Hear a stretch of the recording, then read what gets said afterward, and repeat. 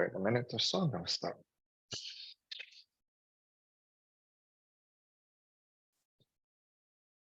I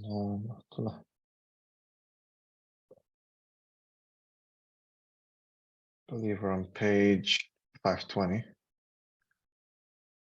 Inshallah.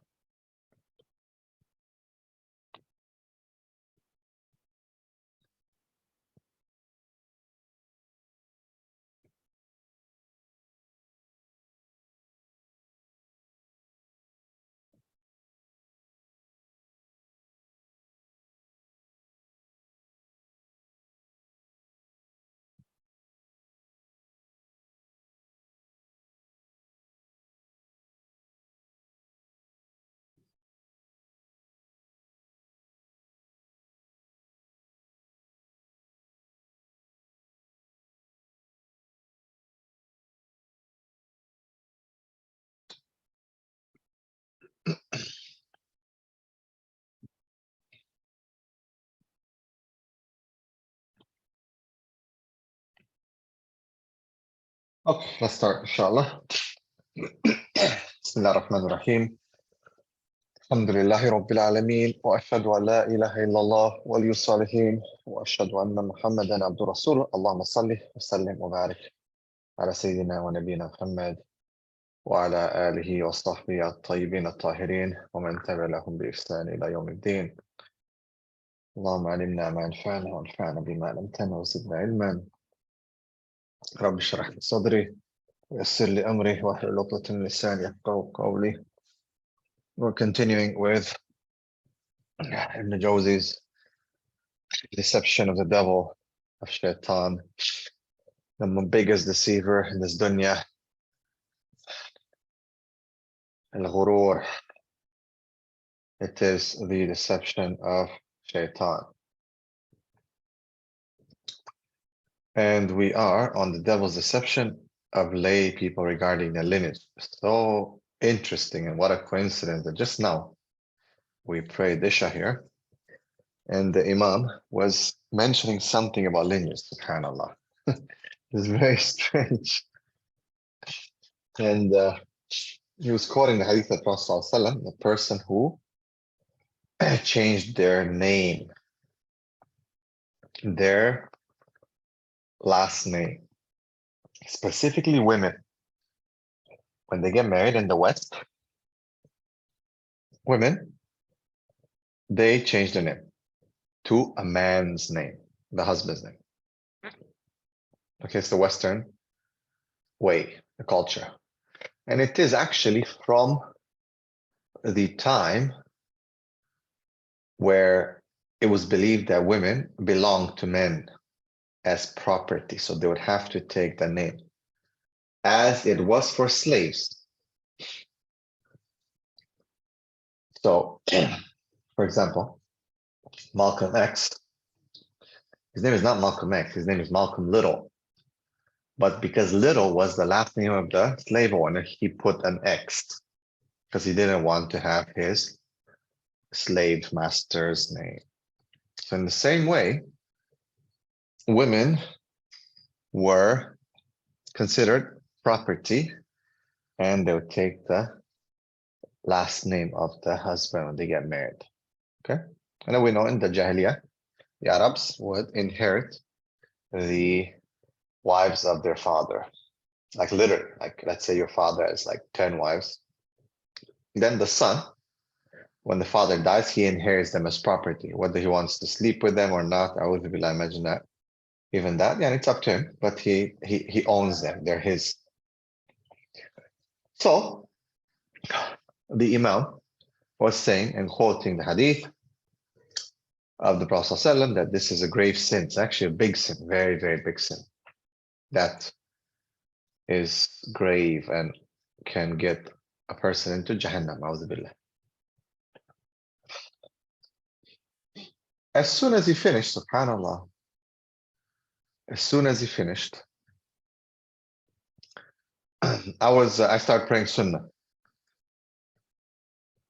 And I heard some board members behind me, some people, and starting to say, what he's saying is wrong, and not, this is not the right context. He's quoting the right hadith, but it's not the right context, and this and that.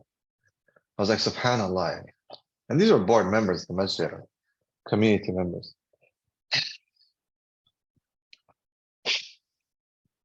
So I went outside, and then the same person who was talking, he came to me like, look at the Imam, what he's saying, and this and that. I know you're going to argue with these people. It doesn't take you anywhere. And subhanallah, and like, if you want to be Imam, then be Imam. You be Imam. If you're not going to listen, unless you're not going to listen to your scholars and you're not going to listen to people of knowledge, then khalas, you become the person of knowledge then. But just as a board member or something, like, everyone's a sheikh now.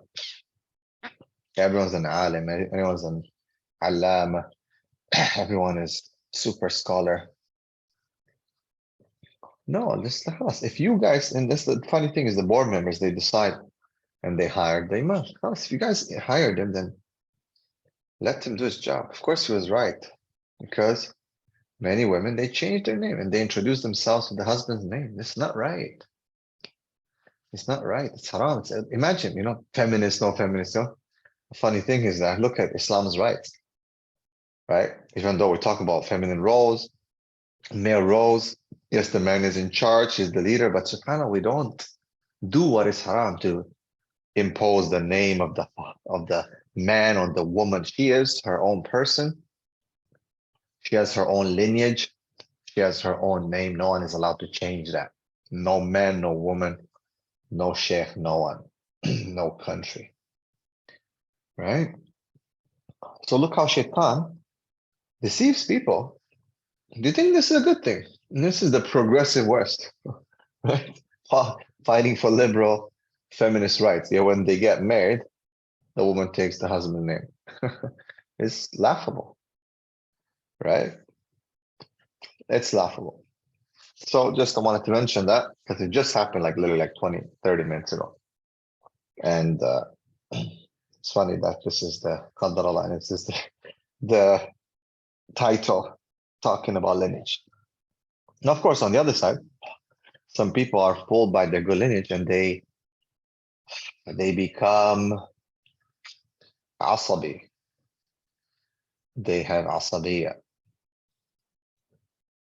And you have this good lineage, so you hear them saying like, I'm from the lineage of Abu Bakr, Ali, Hassan, Hussein, radiallahu anh. This is a Shia specifically. They love to quote this lineage, They love to say that they're Sayyids. And you have that in many countries where they talk about the Sayyid. It's funny because in the Arab countries in general, people don't talk about this, right? But in like Pakistan and India and of course like Iraq, like the Shia countries, Iran, they will so be so much on the lineage. Oh, you're from the Sayyid lineage. So as much as the Ayatollahs, of course, there are no Ayatollahs, they're just a bunch of misguided scholars, not scholars even because they can't even read the Quran properly. But these guys wearing the white and black turbans, they have the uniform, you know what I'm talking about, the Imams of the Shia. They are, and Ayatollah means actually Ayatullah, that he's a sign of Allah. Like these definitely not signs of Allah, A'udhu billah. Right? But they take his name and says, when they say Ayatollah Khomeini, for example, right? Ayatollah Khomeini, it's not his name, Ayatollah, or title. It's actually Ayatullah. Ayah, like an ayah, Ayatullah, right? But they're not, of course, an ayah of Allah subhanahu wa ta'ala. So you're fitna. But they wear white turban and black turban. White turbans means you're not a Sayyid. So you have to show that you are not a Sayyid. You're not from the lineage of Al-Hassan, Hussein, Ali, the Prophet ﷺ. Okay? But if you wear a black turban, then you are a Sayyid. And a Sayyid cannot wear a white turban, and a non-Sayyid cannot wear a black turban. That's how bad it is. Iranis have the Shias, basically, the Iraqis, Iranians, yes, the Lebanese, and so on. So people become so crazy about their lineage as if that is something that matters. Now, it's okay to have good lineage, and it is praiseworthy in a way. But when you start bragging about it and thinking that you are it, then this is a huge problem. The Prophet said, "Man da'a ila asabiyya falaysa minna." Whoever calls to partisanship, then he's not from us. And the worst hadith, yani, in terms of the wording, the Prophet ﷺ said, whoever's proud of his like lineage and his father lineage, like is really like proud or whatever, then he says something really insulting actually. Because most of the problems when you find in people, they come from what? From this arrogance. أنا خير منه. أنا خير منه. خلقتني من نار وخلقته من طين. I am better than him. You created me from fire and you created him from mud. This is the first instance of racism, of discrimination, right? Why? Because he says, my substance is better. I am from a better thing. When people talk about lineage, I am from a better lineage, a better family. I am better, right? So this causes people to make discrimination, and it's not based on your real worth and like opportunities and so on. There's so much wrong. And when some of the Sahaba radiallahu anhum made the mistake of insulting each other and talking about lineage and saying to one of them, son of a black woman or this man, the Prophet ﷺ said, Yani, you're doing this jahiliyyah. You still have jahiliyyah in you. You talk like this and I'm still amongst you. Right? The Prophet ﷺ did not, even though he is from the best lineage, even though he is the best creation of Allah subhanahu wa ta'ala, he never bragged and this and that, and to the point to put others down. If he stated the obvious, a different story, but never to put others down or to show or to think that he is better than them. Okay, because this causes so many problems. And you know it. Even in Malaysia, have this issue with the different tribes and different families. Those who are from Yemen, those who are mixed with Arabs, those who are Sharif or Sayyid, right? So those who are linked or so-called related to the process, and even though I don't know if you can verify that actually, some people just claim that, all right? But they will look down upon others. In Malaysia, for example, they'll not marry people who are not like them.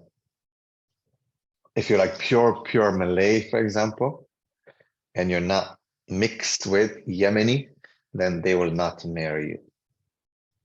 Okay, and I've had a very close friend of mine who had to suffer because of that. So yeah, it's difficult. Okay, and so on and so forth. To know who's a Sayyid and the Sayyid, yeah, like usually like Al Sharif and Sayyid, and by name, by last name, you will know who is, right? The different tribes will know. But again, anyone can claim that. Okay, in more tribalistic societies, like in the Khalij and the Arabs, this is a big thing. Okay, but they most likely are closer to, they know. As for like India, Pakistan, Southeast Asia, it's been watered down and the tribes have dissipated. It's not the same. But yeah, of course, it's still possible. Wallahu alam. But it causes people again to think that they're better than others. And remember, when Ibrahim alayhi salam, when he made dua, and he said to make him an imam, right? And Allah subhanahu wa ta'ala accepted, and he said, قَالَ وَمِن ذُرِّيَّتِي He said, what about from my ذرية, from my progeny? قال لا ينال عهد الله الظالمين. That the wrongdoers will not get the promise or the covenant of Allah subhanahu wa ta'ala. It doesn't matter if you're from a specific family, if you do not follow the deen and you don't, pray and you're not a Muslim and so on and so forth, right? It's extremely important to understand. Okay. So that's what I have to say about this. There's two beliefs on two foundations. First, thinking that he who loves someone will love his children and family. Second, that those righteous people will be allowed to intercede and their family members are most deserving of their succession, right? Both are wrong. The issue of intercession, okay, this is something that you feel like your family and so on, and all right. That's not how it works. Intercession is for the righteous. The Prophet ﷺ will not intercede for his family because they're just his family. Some Sayyid in Malaysia or a Sharif in Pakistan or something. He won't be on the day of judgment to say like, yeah, I have some of the blood or the DNA of Rasulullah sallallahu alaihi wasallam. And Allah will not look at that. It's not what it is. Right? As for Allah, Allah's love is not like that of people. Allah only loves those who obey him. Perfect. People of the book were from the lineage of Yaqub alayhi salam, but this did not help them, right? This did not help him. How many of them gone astray? As for intercession, Allah subhanahu wa ta'ala says that he does not accept intercession except for the righteous. Okay? Like the shifa and intercession is illa bi'idhni. What do we read in Ayatul Kursi? Illa bi'idhni, except by his will, except whom he allows. You can't just say, that's it, there's going to be intercession because I am this and that, and so Fulan and my name is so-and-so. Right? So it has nothing to do with blood, lineage, anything other than illa bittaqwa, except by taqwa. Right? Let's go down. Right? So Allah subhanahu wa ta'ala says in Surah Al-Anbiya, right? وَلَا يَشْفَعُونَ إِلَّا لِمَنِ ارْتَضَى. And they cannot intercede except for whom he is pleased with. Okay? لِمَنِ ارْتَضَى, for who Allah has his rida upon them. And when Nuh alayhi salam wanted to take his son, remember what happened, right? When his son was overshadowed by the waves, he died. Allah subhanahu wa ta'ala, when Nuh said, and he is Ibni, my son, huwa min ahli, is from my family. Innahu laysa min ahlik. In Surah Hud, he is not from your family. Innahu laysa min ahlik. He's not. Why? I don't know if you're gonna, but amalu ghayru salih. His deeds are not good. They are not good. Right? And even the Prophet ﷺ, we see that he said about Fatima radiallahu, who he loved so much. He said, I cannot suffice you anything against Allah's order. Right? And Ibrahim alayhi salam could not intercede for his father. Now, go down. Okay, relying on one virtue, not caring about anything else. Iblis deceived people to make them rely on one good thing, right? So some will say, I'm from the people of Sunnah. I am Salafi. I am Ahlul Sunnah wal Jama'ah. And it's like, khalas, yani, he's saved now. I'm from Firqa Najih. I'm from the saved sect, right? Excuse me. You have my ummah will be divided in 73 sects, all in hellfire except for one. This is the famous hadith of the Firqa Najih, the saved sect. They say, oh, I'm from them. Khalas. And how you know you're from them? And what do you do to qualify to be from them? This is what we need to think. Now, you have to believe that it's not enough. You have to do your work. You have to do good deeds and avoid sins and all that. You cannot.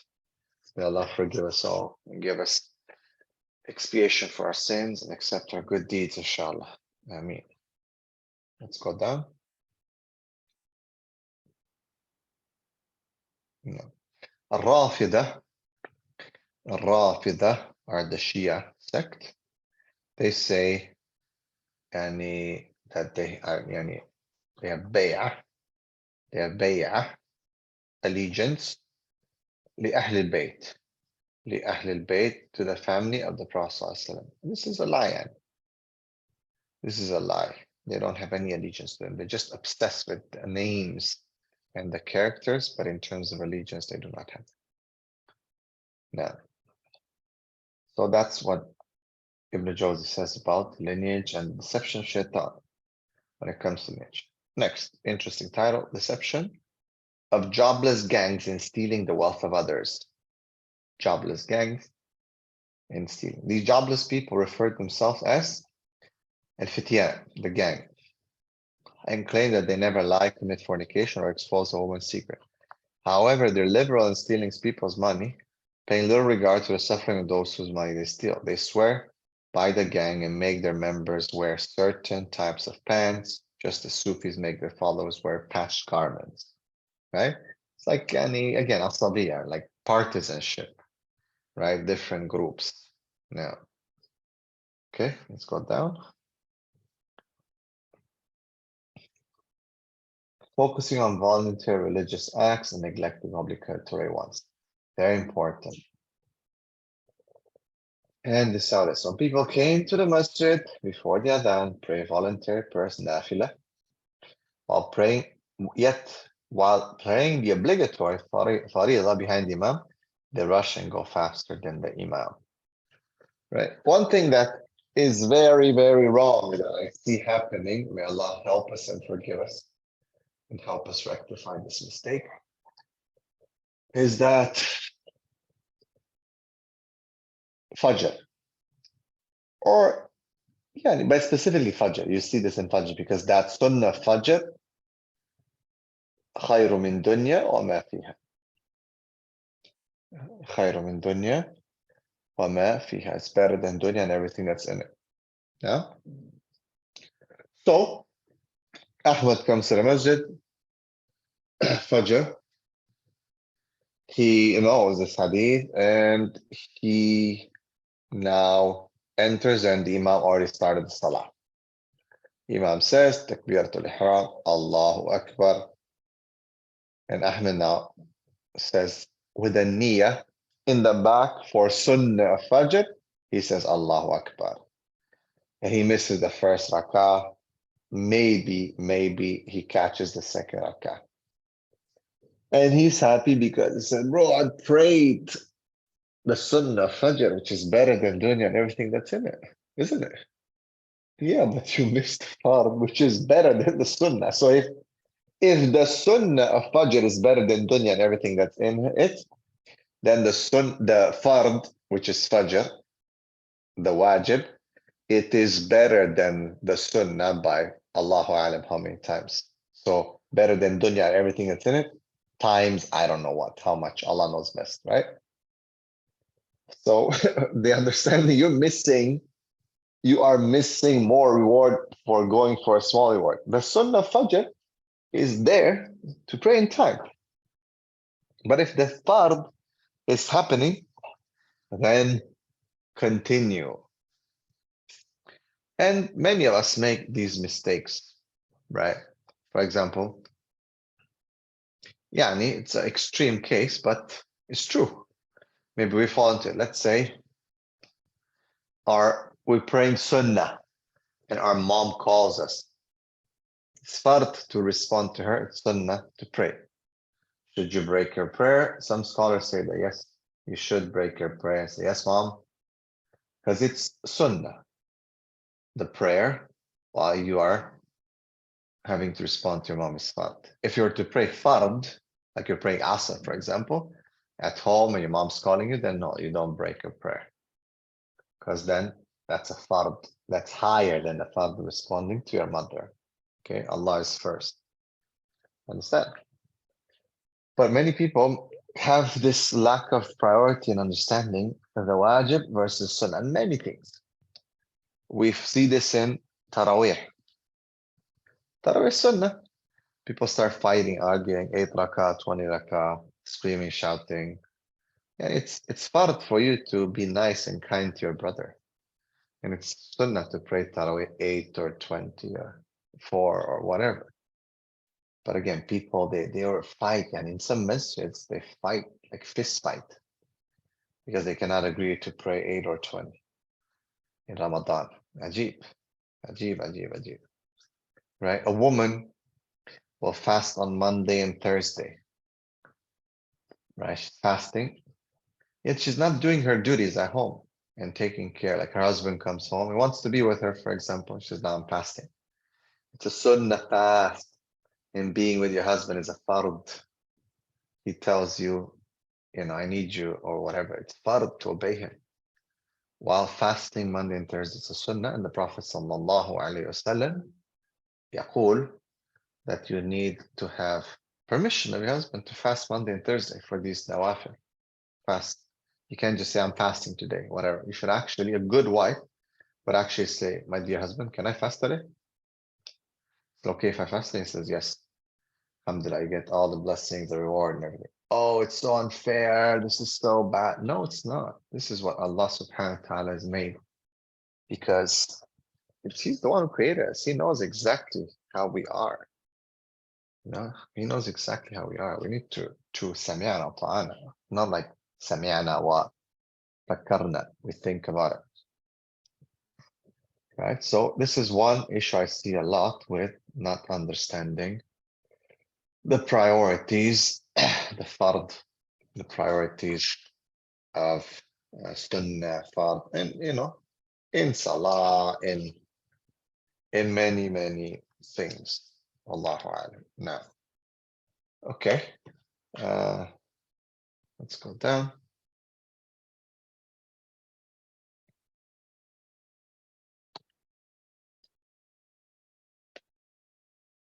Okay.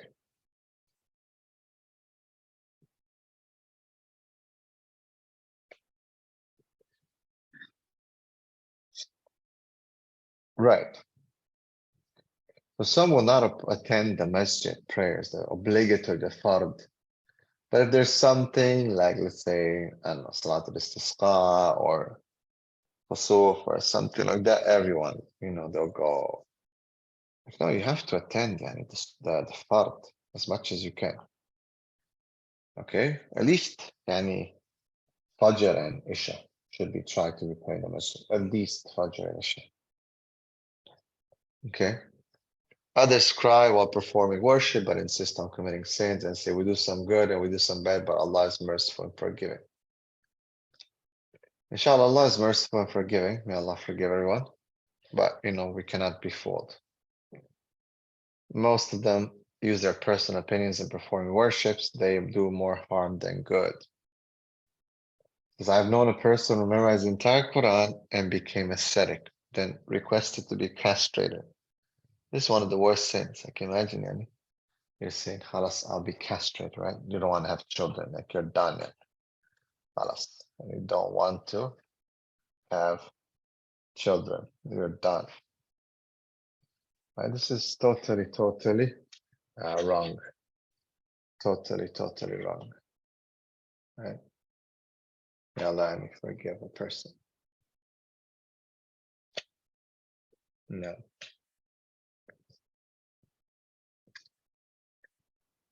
Tape. Let's go down. Attending gatherings of a dhikr, right? You see sometimes people going, Allah, Allah, Allah, jumping up and down, left and right, center. I'm sure you've seen some of these videos. SubhanAllah. This is a very, very, very bad thing to be done, thinking that you are doing right. And when it comes to the dhikr, that is the sunnah, of the Prophet sallallahu alaihi wasallam, people are not doing it, right? People are not doing that dhikr. Subhanallah.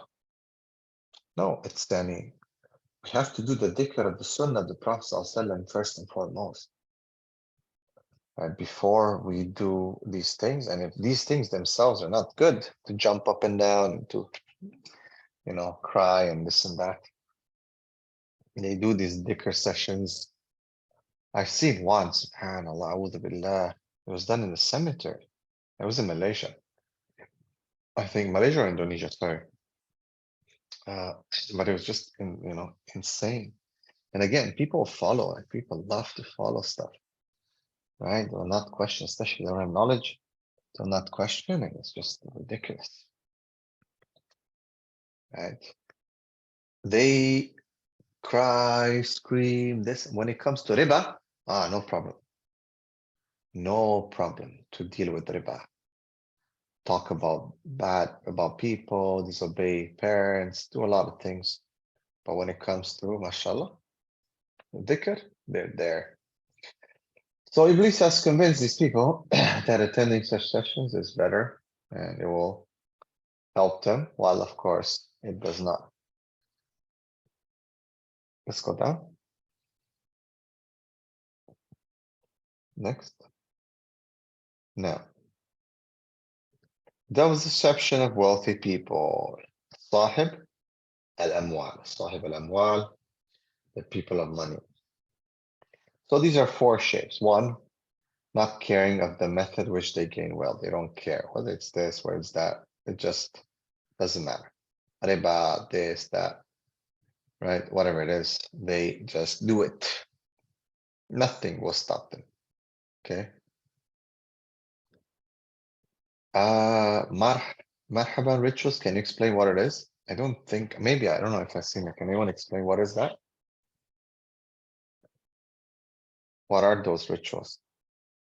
Someone has asked if I experienced in Malaysia the Marhaban rituals.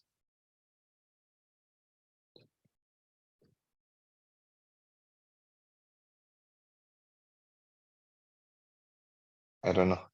Can anyone explain what it is? They're called Marhaban rituals. Like what are they like? Marhaban is like a ceremony that most of our folks, especially traditional folks, recite the poetry for Rasulullah. The poetry. The poetry, yeah. Like Burda, Sharifa? Yes, like Burda, Nazam. Yeah, this is a bid'ah. This is wrong. It's okay to compose poetry for the Prophet. There's nothing wrong to compose poetry, but the Burda itself is wrong. It has a lot of very problematic things there. And I think a lot of people who recite Burda, they don't understand what they're saying. They don't actually know the meaning. That's why it sounds nice, Mawla Salli, whatever. And then, but they don't understand all the meanings because there's some things that are a bit extreme in the Burda and can lead to huge problems in the Aqidah. But in composing poetry to the love of the Prophet ﷺ or something like this is not wrong itself. There's nothing wrong with that as long as it doesn't contain shirk. Yeah, so we cannot say that halas, nothing is, no. You can have a nasheed about the love of the Prophet ﷺ, about his praise, about loving him. You can have poetry. Many people have composed beautiful poetry about the Prophet ﷺ. Many of the ulama were poets. Beautiful poetry in Arabic or whatever language, doesn't matter. Some in Urdu. It's okay. That is permissible for people to gather to just, maybe as a poetry and so on. As long as they don't make it like a habit and this is a must and somehow this is like amazing and this and that. And it doesn't involve any bid'ah or any kind of like, you must do this, you must do that, right? So writing poetry about Prophet ﷺ is not wrong. It's inshallah and okay. But, when the people gather, sorry? I have witnessed it. I've not participated.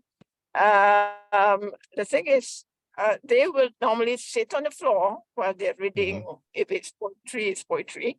But then at one part of the marhaban, they will get up and Mhm. do the recitation or whatever readings was standing up. What I got to know for some people, they Mhm. say why they stood up, because at that point in time they were calling for the spirit of Rasulullah SAW. So it's A'udhu a billah. Yeah, sign, yes, a sign of respect To of stand up. his presence to stand up. I don't know, Allah Alam. Yeah. No, I've heard this. Yes. That's what it is. So when they stand up, they basically have that, and they believe that the Prophet ﷺ spirit is present with them because they invoked it through their praise and poetry. A'udhu billah. This is shirk, and this is very, very bad. Very bad. Yeah, so that happens if this is the session that's wrong. In some places, they leave a chair open and they say that the Prophet is going to come and sit on this chair, and they actually believe this and all kinds of very weird thing. This is very bad, not permissible whatsoever. But to write poetry and only poetry in and of itself about the Prophet, ﷺ, nothing wrong with it, as long as it doesn't have shirk and they don't only of these things. But if the session, marhaban, it's run like that, like it has a protocol, you know how they have like these protocols, right? That's when it becomes like a bid'ah and what they involved in it, the shirk and all that. So this is wrong. Because usually you find these kind of things, they have protocols. They have a certain thing you have to do. So Oh, the word not we all. marhaban bagi Rasulullah. Sorry? Sorry, you were saying, sister? I was saying that maybe the word marhaban means welcome to the soul of Rasulullah. Yeah. I don't Yeah, because that's what marhaba means, and welcome. Right? So marhaba means welcome. So marhaban means welcome. And could be that Yeah, welcome that's to the who? Welcome to who? Welcome to Rasulullah sallallahu. I think that's what they mean, yeah, which is wrong. Again, of course, this is a bid'ah and a shirk, and this is horrible to be done. I think, as I said, if it has that protocol and that objective, then this is totally wrong. 100% it's a bid'ah. And that's what the people do. They think that and if you don't do it, for example, like let's say you don't the Qasida Burda, if you don't recite it, they'll say that you don't love the Prophet ﷺ, you're a Wahhabi, you are this, you are that, how dare you not love and sing for the Prophet ﷺ, right? And it's like, wait a second, like, what are you guys saying and what you guys are doing? I love the Prophet ﷺ, right? I can sing a nasheed about him that doesn't involve shirk or something, and I can write a poetry about him, maybe recite it and people can listen to it, but we're not going to meet like every this many days and so months, or we have to stand up, this is totally unacceptable. And if you say something against it, again, you'll be considered like an extremist and, Wahhabi, and, like they will take action against you, maybe kick you outside the masjid and not allow you to be there, and they'll report you to the authorities or something like that. And and for what? Just for telling them that this is wrong. And there's no basis. I mean, imagine. Simple question. Simple question. The Sahaba of the Prophet ﷺ loved the Prophet ﷺ the most. There's no doubt about it. There's no one amongst us who loved the Prophet ﷺ more than Abu Bakr, Omar, Uthman, Ali, all the Sahaba. No one. And they never did it. I mean, imagine if this would have been something khair, they would have gathered in Medina around his grave, and he's there, the grave's there, and they would have done something like this, right? But they never ever did that, and nothing after long time. These kind of stuff started with the Shia and the different deviant sects, where Islam spread to places where people were not speaking Arabic, they're not so knowledgeable, and then slowly it became a big bid'ah. Okay. Finally, find it that in certain places, the bid'ah never spread. Like strong countries that had strong, background, the bid'ah didn't really spread. Believe it or not. At one place, when Sheikh Muhammad Ibn Abdul Wahhab came in the Najd, that place was plagued with bid'ah and shirk. And that's why he kind of fought against that. It was for those who want to study some history. you know, and they, of course, they call it the Wahhabi and bloody, and they say, yes, there were some wars, there was some fights, because the people are very, very, they returned almost to paganism stuff for some people, what they were doing, right? So he came and he kind of eradicated that. Okay, whether people agree or this or that, but that's what was the condition of the people then. At some point, a lot of people don't understand the science of hadith in yani Jaziratul Arab, in the land of the Arabs, specifically in what's today Saudi Arabia, was almost lost. A lot of people don't know this piece of information. It was almost lost. Ahl al-Hadith yani, were pretty much gone. The science and knowledge of Hadith, you know what it was, where it was preserved? It was preserved in India. The Ahl al-Hadith in India, the science of Hadith was preserved in India. Okay, and then it was back through the scholars and some people, you know, via India. But at one point, I know it sounds very weird that in the land of the Sunnah, yani, but the people went so backwards that the knowledge was slowly being like, you know, that, because keep in mind, yani, like that land, Mecca and Medina, you know, Saudi Arabia, at one point it became like khalas, and it was not developed. The other cities such as like Basra and, you know, in Iraq and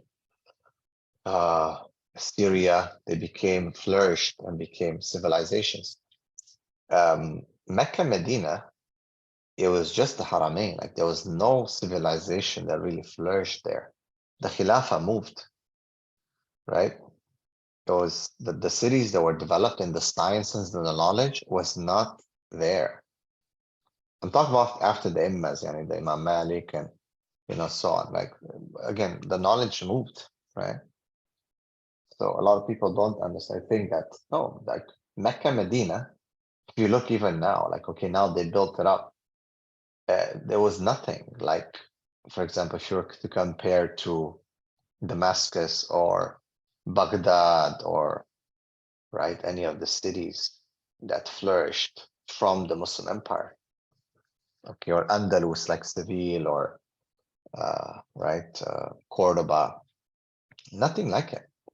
Okay, the Turks, the Ottomans developed at some point Medina and Mecca, and there was a train that you could take from Istanbul. Actually, you could go basically from like England to Istanbul, or France, Istanbul, and then from Istanbul you could change a train or you could go to Medina. And then that Shaitan, Lawrence of Arabia, he's the one who obviously started the revolt, and he blew up the train tracks, right? And then Arabia kind of retrograded into, again, very primitive kind of, you know, status, because there was no connection anymore. The Arabs, and you know, in the 60s and the 50s, it was still very Bedouin, the camels. It's like, there's no much difference between, honestly, like do some research. Okay, 1940, 1930 in Saudi Arabia, the Najd, the desert, there was no, like if you were to compare that, you're talking about 1930, 1920, okay, World War I, World War II, even like 1950s, right? You go to Dubai, there was nothing. Nothing. In 1970s, nothing. It was desert. There was a few fortresses, a few, there's, you know, a few castles, like you're talking about Bedouin castles. So imagine 1940s, subtract and go to what the Prophet died in 610 AD. Okay, 610, 1930. That's 1,300 years, let's say approximate. Nothing changed almost in that area. Like imagine 1,300 years, nothing. Like literally was same. Camels, horses, guns, tents, maybe some fortresses, that's it. No build up, no development, no nothing. That's just the way that area was, subhanAllah. While the other places flourished, right? We always, pride ourselves in Cordoba. They had street lights and water pipes and all kind of, like Saudi Arabia, like which was not yet Saudi Arabia, had nothing. It was literally just, there's no move. Yeah, people go for Hajj and Umrah and so on, but in terms of development, there was no, only recently after the oil boom, because it was so, like it was just desert there, right? It was only in the 70s and 80s that they started growing. And actually Dubai, Kuwait used to supply Dubai and different places in the UAE, for example. The salaries of teachers in the 80s were paid by Kuwait. Kuwait would pay the money. Okay. Now, of course, Dubai is way ahead, Kuwait, way ahead. But in Abu Dhabi, and right, you have Jeddah now and all that. But these are recent developments in the last 20, 30 years. While Syria, you'll find like masjids that are from, subhanAllah, like so long. You'll find very, very few masajid in the Khalij that are like, let's say, from this time and that time. I have Masjid Quba, obviously, but even that, it's like renovated, it's new, it's not like the old thing. Like you won't find, like you find in Palestine, for example, where the building there, it's like 1,000-something years old or something like that, right? Or more. So it's interesting to look at this. It's very, very interesting to look at this history and to understand the development of our ummah and how it was. It's really interesting. Now, second, stinginess and not paying the due zakah because of a reliance on Allah's forgiveness. So with zakah, and actually not paying zakah or having a hard time to pay zakah is one of the signs that the day of judgment is coming, where people will be reluctant to pay zakah. And it's a big sin, right? Not to pay zakah. We have to pay zakah. If the money reaches the nisab, the threshold or the limit, then we have to pay zakah. So farh, wajib. Some people get cheap, right? SubhanAllah, the system of zakah is such that the more you keep and hoard, the more you have to pay. The more you keep and hoard, the more you have to pay, which is, in a way, it encourages you to invest, meaning you're circulating the money, you're not sitting on it. So you're not, okay, if you want to avoid, it's like tax evasion in a sense, but it's halal because it forces someone to invest. It forces someone to invest. So you have tax evasion in a sense, in a way, but it forces you to invest. When you invest, basically you drive economy. So it's good for everyone else. If you hoard, then you pay zakat, right? So if you invest, meaning you drive economy, more jobs for the poor people. If you don't invest, you sit on the money, then guess what? You're gonna still pay to the poor people because they don't have jobs. The economy is not good. You're sitting on money. Sitting on money is not good. Okay. Now, let's go down. Like some have said that, like paying a salary, for example, to someone, that this is zakah. They call it zakah. They count it as zakah. Right? Or let's say they kind of say, okay, well, over the year I've given this much sadaqah. I remember one time I gave $500 in this fundraiser, another time I given this much, so I'm just going to count it as zakah and subtract it. No, that's sadaqah. That's not your zakah. Okay? No. Go down. Believing that having a lot of money is a reward for the righteousness. This is ignorance. This is what the Christians believe. The Christians believe, they have this philosophy that if you have a good life and you're wealthy, that Allah has blessed you. this is God's blessing on you, that God loves you. It's not. Allah will test you. It's a test. It can be a curse. It can be against you, actually. So that doesn't equal to your piety. No way. It's not Buddhism, where it's like karma or whatever, you know. You have good, you did good, or you're good, then God gives you good, and this and that. Yeah, of course, yani Allah subhanahu wa ta'ala will, inshallah, give you good for the khair that you do. But He can also test you in your money, in your health, in your wealth. وَلَنَبْلُوَنَّكُمْ بِشَيْءٍ مِنَ الْخَوْفِ وَالْجُوعِ وَنَقْصٍ مِنَ الْأَمْوَالِ وَالْأَنفُسِ وَالثَّمَرَاتِ وَبَشِّرِ الصَّابِرِينَ. Allah will test you. لِيَبْلُوَكُمْ أَيُّكُمْ أَحْسَنُ عَمَلًا. So they may test which ones among you is the best in their deeds.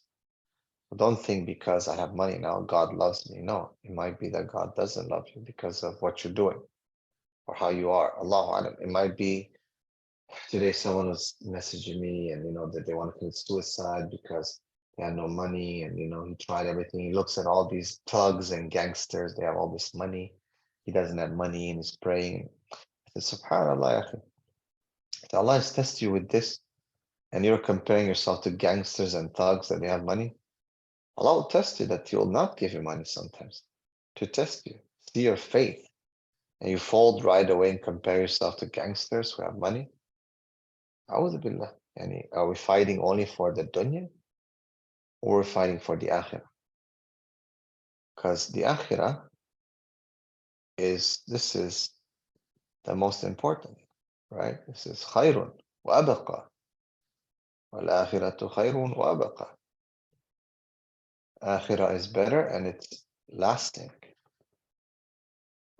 So we're not fighting for any dunya. I mean, if we don't get this dunya, خلاص يعني I'm depressed and I'm going to commit suicide. And then you lose خاسر الدنيا والآخرة. خاسر الدنيا والآخرة. They lose dunya and akhirah. They lose dunya and akhirah. No. Fourth, in spending well, some people spend money wastefully. والله لا يحب المسرفين. Allah does not love the musrifin, those who extravagantly spend. You know, some people like, you can buy a house, goodness, that they know they want to have the toilet with gold. Yeah, it's a toilet. No, they want to put gold around it and this, and the chandelier should be. Get a normal chandelier, man. Get a normal toilet, right? No, you want to waste and decorate and this and this and this and extravagant stuff. And we're all guilty of throwing food out. You know, we buy food and then we throw so much food out, subhanAllah, a'udhu billah. Right, wastefully. And this is israf. This is a big sin. So let's try our best not to throw food out, subhanAllah. Do not protect. No. Let's go down. Right, so a lot of these actions are sinful, makruh, and Allah's Messenger said, O son of Adam, on their judgment, you'll be allowed to walk free until you are questioned about four things. Your life, how you spent it, your body, how you used it, your wealth, how you gained and spent it, and your knowledge, what you did with it, right? This is what you're gonna be asked about. Your life, how you spent it, your body, how you used it, your wealth, how you gained it and spent it, and your knowledge, what you did with it, right? So this is something that we cannot take lightly. Like, what do we do with our life? Are we productive? Did we do anything for Allah? Did we do any dawah, any project, anything? Our bodies, right? Because sanaman, did we take care of it? Did we work out? Did we try to be as healthy as possible? Or we just did whatever? Your money, where do you make your money from? You work hard. How do you spend it? What do you buy? Right? And your knowledge. What did you do with whatever you knew? Right? Did you do any dawah? Did you teach people? What did you do? No. Some people spend money in building masajid, bridges, but only do it to show off. And they name it, right? Bridge so-and-so, masjid so-and-so. And why? This is so common amongst the Muslim countries now. Masjid so-and-so. And why you name it after yourself? Okay, khas, we know you built it, but the person came to Umar Khattab radiallahu anh. I think he was some kind of a wazir or some kind of a VIP, let's say, for lack of better words. And he wanted to name the river or some place according to his name. And Omar did not allow him. So what is wrong with you? Why would you do that? Is it yours, like you made it or what? No, khalas. Even if you didn't, if you made it, don't name things after yourself. Right? Do not name after yourself. Better just name something else, inshallah. Right? It's better not to show off. Try to hide your good deeds as much as possible. Now, let's stop here. And we'll talk. Let's stop 5:23, inshallah. And 5:25. Any questions?